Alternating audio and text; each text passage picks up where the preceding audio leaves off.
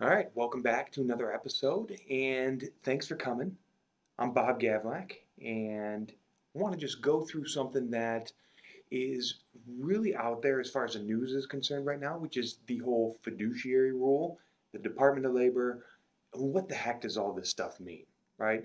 So now, in layman, in sort of the dictionary definition of fiduciary, is very simple. It just has to do with trust.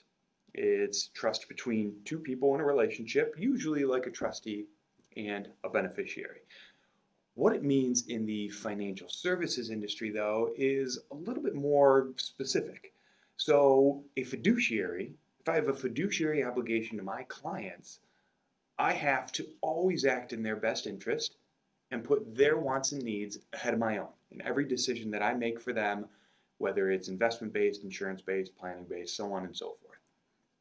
I think the most interesting thing about this whole fiduciary standard that's come up is that it hasn't been the standard up until now.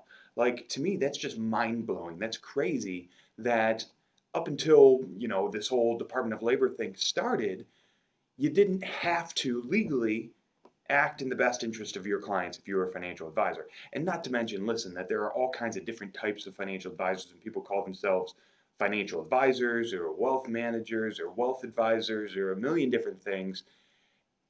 At the end of the day, there needs to be some legal continuity for how these people act and how they're compensated. So that's ultimately what the fiduciary standard is trying to do.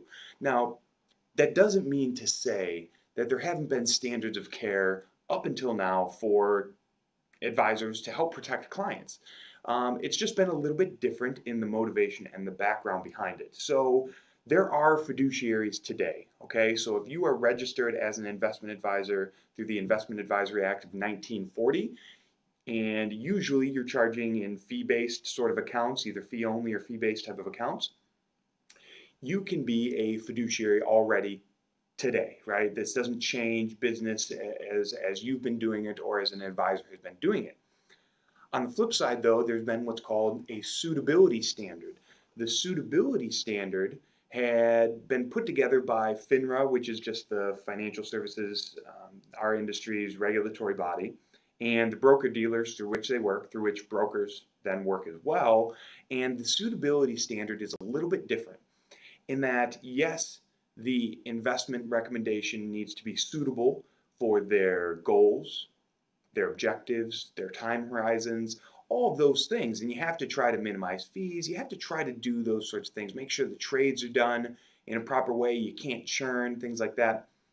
However, there was no responsibility to necessarily align the client's goals with the way that I decide I want to be compensated. So let me give you an example of this.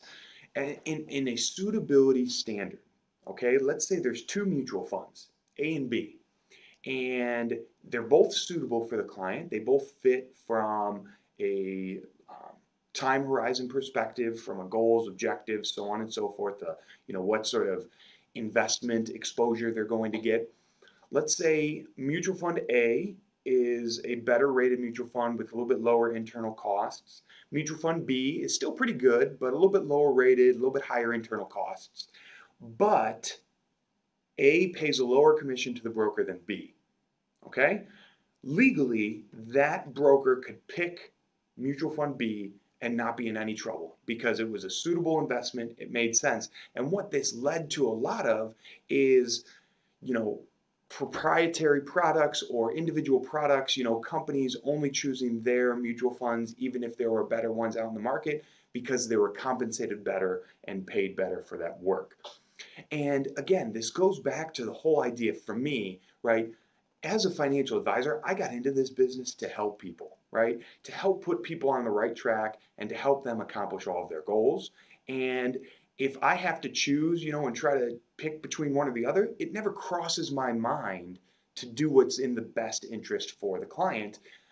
But unfortunately, it's not the standard of care that's been out there. So again, the fiduciary standard is trying to be put out there to help to protect that, right? To help to give some structure to the decision-making process, both for the client, but then also for the advisor, okay? Now, this is not in any way, shape, or form a bad thing for the client or for the individual or for the retail customer, whatever you want to call them. What it does though is it does create some difficulties for the advisors, which in turn can make it a little bit more difficult for clients, for individuals to get advice. And let me just kind of share why that is. So for me, right, as a investment advisor representative in a registered investment advisor and certified financial planner, I already have a fiduciary role for my clients. But as this new rule comes in, it creates additional paperwork, additional documentation, additional legal fees, additional compliance issues, all these new issues that makes it more difficult for me to make sure that I am tracking everything that I'm doing and ultimately cost me more and the advisory firms more to sort of put this in place. Okay. So it could change the cost structure ultimately to the end user. The second thing is that let's say we have a really small client, right? Somebody that has $10,000, $20,000 and they want to get some advice and they want some help. Well, in the past, they could work with a financial advisor and, the financial advisor could, put them into some commission-based mutual funds that, yeah, it was better for the advisor in the short run, but made it so at least that giving that advice to that individual that has 10, 20, $30,000 is much more profitable so they can stay in business. Because at the end of the day, being a financial advisor is being in business, right? Everybody that works is trying to earn a living and trying to ultimately provide income for themselves, for their families, everything like that. I think that one of the most important things that will come out of this fiduciary standard is one, it'll weed out the people that are just trying to be in it for the money and for the commissions.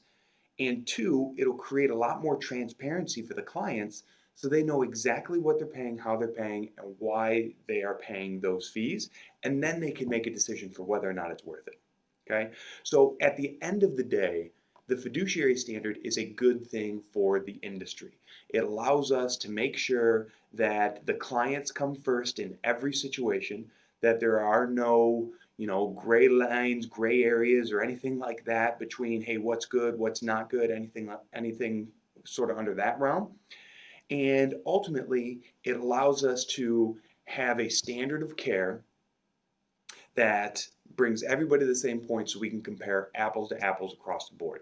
Now, what I'll do in some future videos is I'll break down compensation models, I'll break down how different advisors are paid and things like that.